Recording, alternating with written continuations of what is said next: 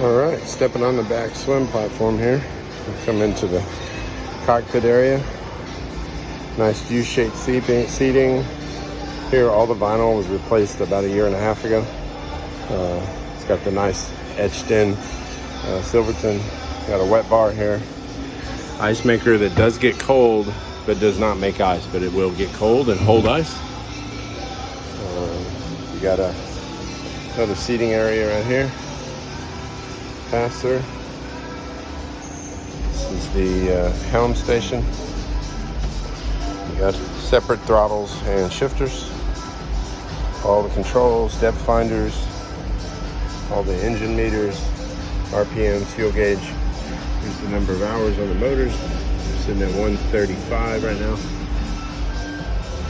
You have a pass-through window.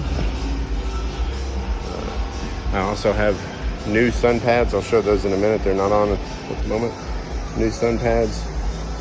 Here's the new anchor and new anchor road and leader chain foot pedals.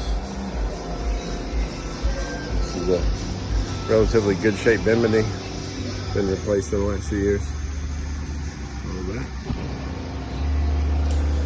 So now we'll go down inside, take a look. This is the inside seating area. I have some tables that can mount here. We find it better to have the tables out, so we unmounted them. It's way more room in here. Lots of storage. Lots of places to keep stuff.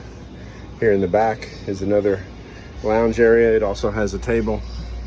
We don't use it because we tend to use this area either for storage or for another seating area. Over there is the new sun cushions. They're relatively new as well. They've been redone. They go up on the front. They're not on there at the moment.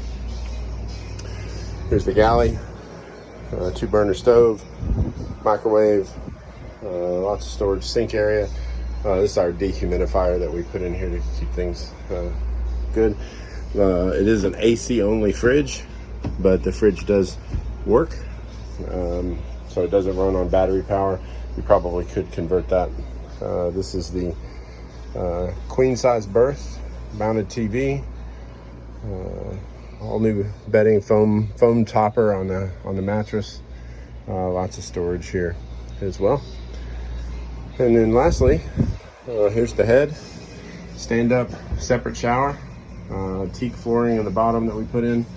Have replaced the shower head recently, and there's a sink and all the stuff necessary for that. Sorry for catching myself in the mirror there. So it's all in all good shape. The genset, we'll look at the motors in a minute, but there are 454 Crusaders, some of the top in the industry. Let's go look at the engine.